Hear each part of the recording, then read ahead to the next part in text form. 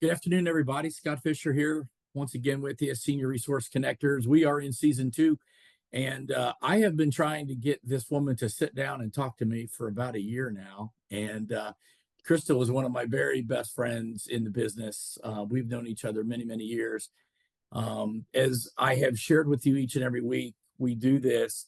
Our intention is to talk to those of us who are experiencing challenges with someone we love who might be aging and going through a difficult time or beginning to experience difficult times.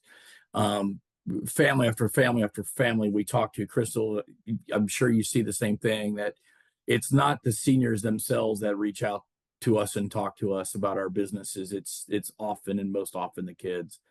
And so for those of you that are watching again, we are trying to bring to you and highlight the best of the best that walk this journey with families all the time. And Krystal Wilkinson, Adultcare Assistance, you've owned that business now more than a 12 and a half decade. years. Holy Yeah.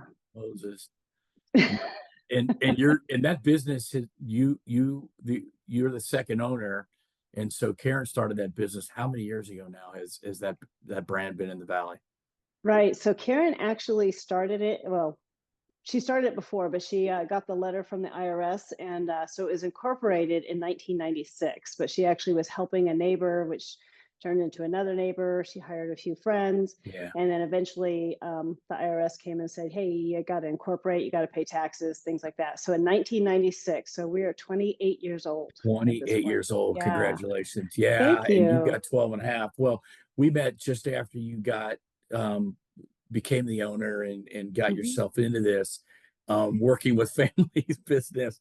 And so today, tell me a little bit about your business, what you do, how you've gotten Right. involved in some of the industry leadership. Sure, absolutely.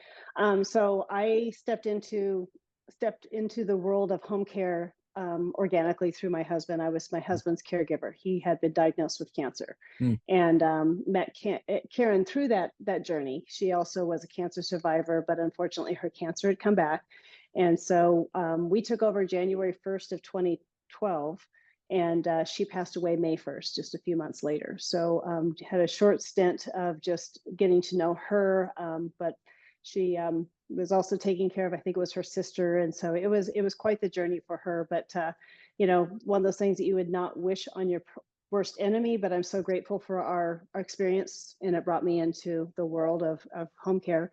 Um, yeah, I've tried to get very much involved in a lot of the leadership. I've tried to follow in your footsteps on some of that advocacy stuff. I see you down there. I think you and I used to hang out so often down at the state capitol that they started asking us which building we worked in for a while. Have I seen Uh, you here before? yeah, Yes, maybe. exactly. But yeah, I think a lot of it was just realizing that there wasn't a whole lot of resources out there for our seniors, and a lot of there just wasn't any way of pulling things together, and then just trying to make things a little bit better. Much like the placement world, we don't have licensure, we don't have oversight in any way, so just trying to make it a little bit safer for our seniors. And I don't think I'm going to change the world, but if I can just leave a footprint and just leave an impression behind, I think that's my goal at this point. I've been trying for 12 and a half years, and I don't know if I've left enough of it a footprint yet, but still working on it. Well, you have, and you do. Well, And thank you. yeah, well, you're welcome. I've gotten to watch front row what you guys had, and for those of you that are watching the placement industry, which I've been involved in for 21 years now, and the home care industry are really very much aligned. And Krystal, you're right to bring it up that neither of our businesses are licensed. There's no Mhm. oversight. Anybody can Right. hang a hat and call themselves a placement specialist, and anybody can start sending caregivers out to somebody's house and say, we're going to help people. And many times they're well-intended people, but there are many vulnerabilities for families. There are many trap doors that people get into. We hear about these exploitive and horrific situations at times. We could tell stories all day, and I'd rather not tell the stories, although I would like to highlight with you maybe a couple of hot spots that you want to make sure that if a family's considering bringing someone into their home um, to help care for a loved one, I Mhm. sure would love your expertise or insight on to and share a couple of, ABCs that people would need to know. Right. You know, I want to point out that not everybody that you would find like through church or even on Craigslist or Mhm. family friend of a friend type thing. Not everybody out there is out there to do things wrong or to be bad or anything. There's a Mhm. lot of great people who are Mhm. natural caregivers who take Right. really good care of people. But I do think it's important for us to highlight that there is a some risk and liabilities involved in doing that, finding Yeah. somebody through your church, through your neighborhood, things like that, because I don't think that everybody realizes the risk and liabilities involved in that. And probably the biggest thing is that, first of all, there is you, of course, our government, they want to have their money. So who's paying the taxes on that? And so if you're using a 1099 employee, whether it's through a registry, which a registry looks very similar to like our agency, Adult Care Assistance, we're a W-2 employee based agency. So all of Mhm. our employees are W-2 employees. Some agencies will do it as a registry, which basically is like a list of people who are caregivers that they've collected that list. They'll introduce you to them and then you make the selection, but they're 1099, they're contract employees. So therefore, the employment taxes is going to be the family's responsibility if the caregiver themselves aren't paying it. Also insurance, training, background checks, that's all going to be on the family itself. Right. Now, if you assume that the caregiver is paying their own employment taxes, there's something called the accidental employer law in the state of Arizona, which basically says that you, as being the employer, like if you paid that person to be in your home to take care of your mom, your dad, your loved one, and nobody was paying taxes, you can actually be responsible for that. I'll So you would respond. be responsible for all of the back-owed taxes and fees and fines associated with that if nobody was paying those taxes. The employee is not the one who's held responsible in the state of Arizona. I've So been that's a alert. big piece. Well, I've alerted on top of that, I've been alerted to another issue where um, you, as the employer, now you've got this person in your home and you are responsible if they have a back injury or Hmm. said back injury or Right. you're right, there's worker comp issues. Right, Um, because your homeowner's insurance is not going to cover right. that because they're not like if somebody were to get injured at your home and you have insurance over for your home or your apartment or the building that you have people in or what have you, that Mhm. insurance is covering visitors. But the moment you start paying that person to come into your home, then they are actually, again, an employee. So then you'd need to get an additional insurance policy on your homeowner's insurance to cover any kind of injury that would happen. Also, I don't know if you know this, Scott, but let's say that you do have a caregiver who gets injured. Maybe they trip over the threshold walking in the door, right? Mhm. And they break their femur. So obviously they have an injury, right? So your insurance, your homeowner's insurance is going to cover the injury.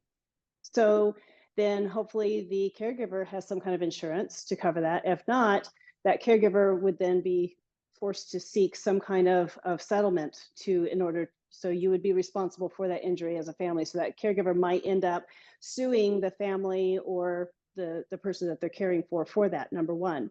Number two, now she's not able to work for, I don't know, 3 or 4 months minimum, right? As that femur is now healing.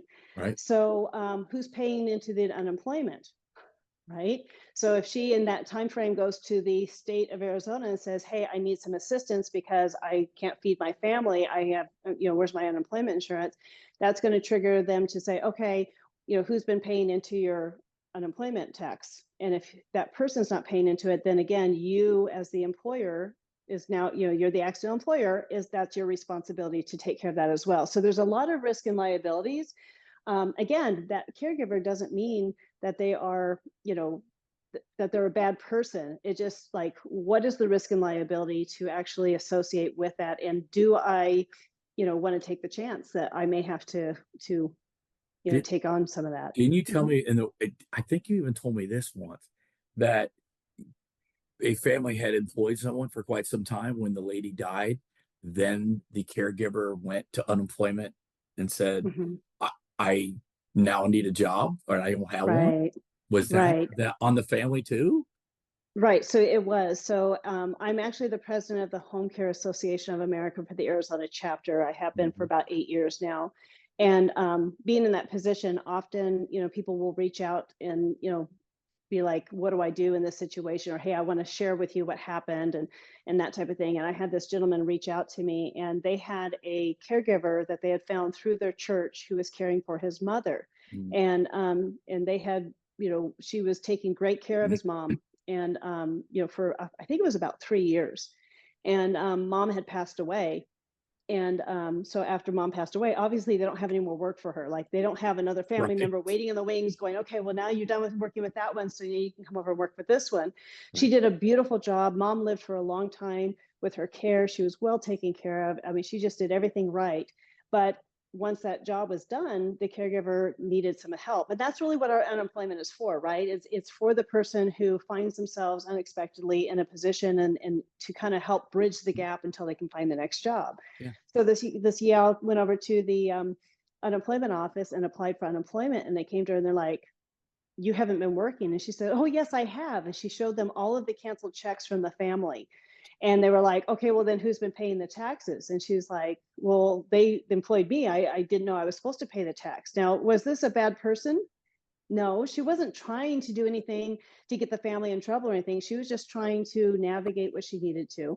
And so, anyway, long story short, the family had over a $10,000 judgment against them because they had not been paying the taxes. They had not been paying, and that was on top of what they'd already paid the caregiver. So it was $10,000 additional, back owed taxes and fees associated with all of that because they weren't paying into it.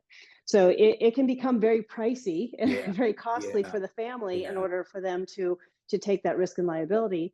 And when you're looking at the hourly rate, it may be that maybe you're paying a little bit more, but utilizing an agency who has employees, we're going to be covering workman's comp insurance. We're going to Right. be covering, your liability insurance. You're going to be covering the training, the background checks, and obviously paying the employer's portion of that taxes, making sure that that gets filed correctly. And you don't have to go out and get an EIN number and all those fun things, right? Well, and we're not even talking, these are not even the issues of safety, security, exploitation, theft, all Right. that other stuff that comes into play when you invite an unknown person, entity, or befriend somebody that you don't have a deep awareness of what they're all about. And Right. so the value of hiring a reputable agency like Adult Care Assistance and others, members of the Home Care Association of America, members of OSNAHA, you guys employ your people, and there's recourse for people to,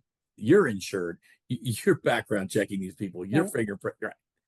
But we Yeah. want to prevent people from being exposed to the bad actors in the world. Well, I think it also even goes down to if you're utilizing somebody that you found, through third party, whether it's Mm. on Craigslist or through the church or neighborhood or something like that. You also have to wonder, are they trained? I mean, we're considered non-medical or non-skilled. I'm going to tell you right now, Scott, caregiving, there's a lot of skill involved with that. And I remember even utilizing that with my own husband, like learning how to do a basic pivot transfer correctly for somebody who's like 6'3" is not just as simple as just like yank them up out of the chair. There's a right way to do it, a safe way to do that, right? How to use a gait belt, or heaven forbid that we have a more extensive needs of care, or hospice, things like that. So who's actually showing the caregivers and things how to do those things? Who's doing that supervisory visit to make sure that they're following all the best practices and protocol? Or what if that person gets sick and you have one person who's caring for mom? What's your backup plan? What's you your know backup plan? it's where if you're utilizing an agency, you're going to also have we have over 120 caregivers that we have a pool of caregivers that we can pull from. So if something happens and your caregiver gets sick, or something happens to them and they're no longer able to care for your mom, we do have somebody else that we can send to make sure that we're keeping mom safe. Right. Right. You've got offices in Phoenix and in Tucson. That's correct. And you Yeah. live you live somewhere between Eloy and South Chandler on the I-10 all the time. I'm not up driving as much as I used to because I have an incredible team. I currently have 13 managers. When I started this whole venture, there Yeah. was 3 of us. So yeah, it's been fun to watch it grow. But yeah, I do spend an awful lot of time driving between the offices. But the team that I have, honestly, they they're all just absolutely incredible, very, very intelligent, very skilled at what they do. And I use case managers versus nurses to oversee the care because Okay. we are not medical. It seems to me to make more sense to have somebody who has a case management background, so that way we can bring in other resources, like they can, do a full assessment, and if there is other needs, then we're able to partner with our care partners, our referral partners, to find the right, fit of whatever the issue is, to help have somebody help cover whatever that we don't cover, whatever's out of our spectrum. Right. Right. What's what's a what's a what's a spot you're crusading for these days, or the industry is working hard on, particularly in an Mhm. area of maybe protecting families and vulnerable folks? Is there something that you guys are digging into right now? You hear a lot about the caregiver shortage, but I don't. I mean, I'm sure that's Right. yeah. The caregiver shortage is real, but it's something that I think we're all navigating really well through. Part of that is getting to know our other home care agencies in the area and really vetting each other and leaning on each other. Like, you and I had a conversation earlier about how, I have other agencies who call us and says, "Hey, listen, I can't, I can't staff something." So, once in a while we'll help each other out with, being able to help cover for each Yeah. other so that somebody doesn't go without care Mhm. is so super important. But yeah, I mean, we're constantly looking at, how are we going to bring more people into our industry? Caregiving's not the sexy job, Everybody's like, No, no. it's a hard job, but it's also one of the most rewarding jobs. So it's just trying to get the word out there and trying to encourage people, like, especially I would love to see, and we haven't gotten very far with this on the advocacy side, but I would love to see if we could somehow get our medical students, whether it's nursing students or those who are going into the medical field, to have some sort of a requirement through the college to actually spend a stint, to have so many hours of caregiving. Studies have definitely proven and shown that those who have started as a caregiver have better bedside manner than those who just went strictly through the Well, courses. that's a heck of an idea. I don't know if you know this or not, but before I started options, even after I started options in the early 2000s, I was on faculty at Mesa and Gateway Community College. And we were having issues then. Now it's 20 years ago, right? We're having issues then finding enough clinical rotations for the students. Part of the funnel or the bottleneck for this to run more students through the program was not having Mhm. clinical experiences for them. Right. Well, Right. why couldn't they do it at an assisted living center? Why can't they do it in an agency like yours and spend 6 weeks on the ground? I had to do it at county hospital. I had to work 2 days a week for 16 weeks at the county hospital, free labor, but I was there 6 hour shifts or 8 hour shifts, 2 days a week to get my clinical experience. That's was part of the beginning of it. So you wonder why we couldn't make those relationships from our I know that the unskilledness of it is a consideration, but is it really? And what great Yeah. experiences would they get working at one of our brothers over at the assisted living facility, or working in your office for 8 weeks? God, it would be awesome. Well, it's so interesting because our office down in the Tucson area is pretty close to the U of A, and Yeah. even our Phoenix office. We get a lot of Grand Canyon University, Arizona State University students, and it's so interesting when we have these students that are early on in their nursing. Like, I'm going to be a nurse, and they're coming in, and they're early in, and they'll come to us and they'll be like, okay, well, part of your job is we're going to teach you how to change somebody's Right. brief. And they're like, oh, I don't do anything that smells bad. I'm like, wait until you see your first wound. If you think this smells bad, just you That wait. that that alone sent me to work in the mental health hospital and got me completely out of med surge. That's wound care sent me so Yeah, you have your first wound and you get a whiff of that, and that might change your whole trajectory. So, why aren't we getting them exposed to patients yeah, sooner, yeah. than later? Because sometimes, I mean, they get so far into their degree that it's really hard to change direction. So, Yeah. you know, if we had some kind of a curriculum that actually required them to have just so many hours of actually working in it, and it would be nice because we can work around a lot of their schedules. You know, Right. we are 24-hour business. So there's Right. really no, you know, we can work with them on the weekends or after school or early morning. I mean, it's like whatever works for them, only on Tuesdays. That, you know, we work with a lot of students. And so I could probably talk Well, about this in forever because I think college, it's like, I think this is part of the answer. well, right, I think it is too, because in college, I could only work weekends and evenings, right? I had classes all day, so those are the least desirable hours for somebody who maybe you're more seasoned caregivers. They want a Monday through Friday gig, or they want regular hours, and so to pick up Friday and Saturday evenings or Sunday overnight or something is ideal for Huge. students. Yeah, it's ideal for Right. students.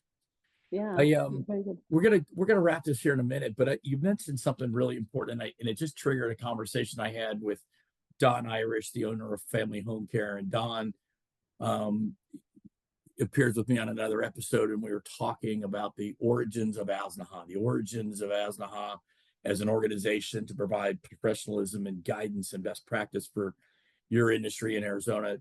Gave Right. birth really and a model for us to follow at Passers later. But Don said something really important, and you just said it, and that was when we came in under the same umbrella of ASNHA, of the Home Mhm. Care Association of America, even. And the same thing happened to Passers. We no longer became competitors. We were colleagues, Right. dedicated to the industry, dedicated to these families we serve. Yes, of course, we were, working on our own market shares and all that stuff. But now I had allies in the industry because of the association you've made with the other leaders in the industry, right? And you learn to trust each other and work together and share cases or share staffing. And I think that's an important message for families to understand, is that if they're bad actors in the world, it affects everybody. But when there's good actors, it rises, all ships rise too. Right. Yeah, I think it's so important. When I first came on the scene back in 2012, I remember meeting another agency that was owner of another agency that was about the same age as Adult Care Assistants. And I just remember going up and introducing myself, and I stuck my hand out there. I was like, "Hey, I'm Krystal, and I just bought Adult Care Assistants." And they looked at me and kind of gave me that look, kind of up and down, and went, "I know who you are," and walked off. And I was like, "What?"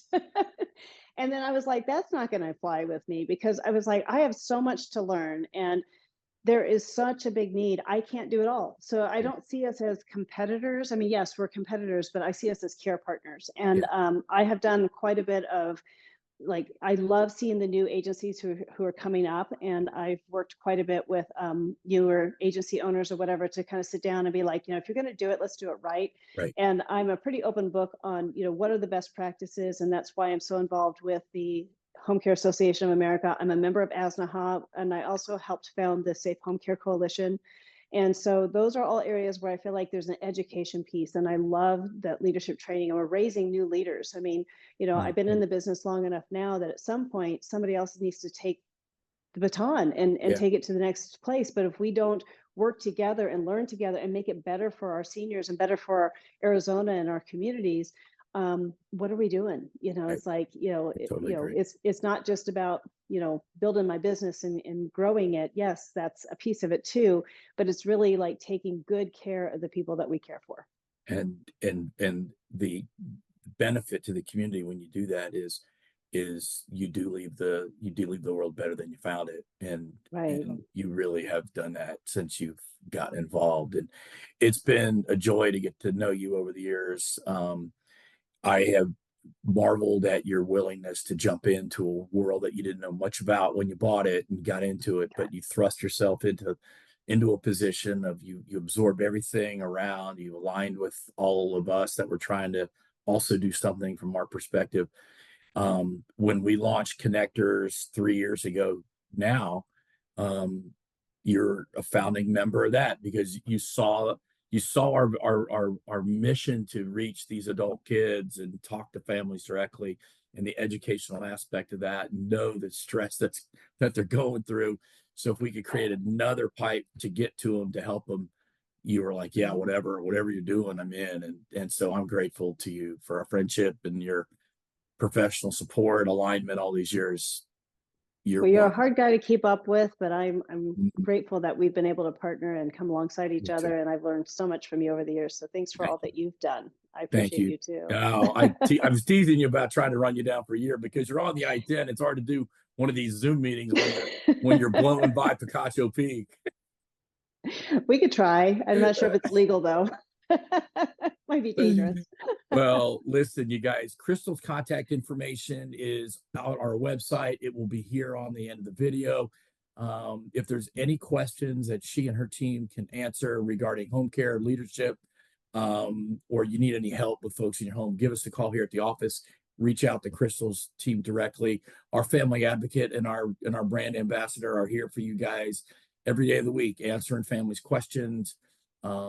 We're here to help and support you as you are experiencing the difficulties that come with aging. And it's hard when someone you love is starting to change. And so we're here for you. So thanks for joining us. Come join us again next week for our next episode. Krystal, thank you again. Good to see you. Thank you, Scott. Yeah, great seeing you. See you soon. All right. Bye. Take care.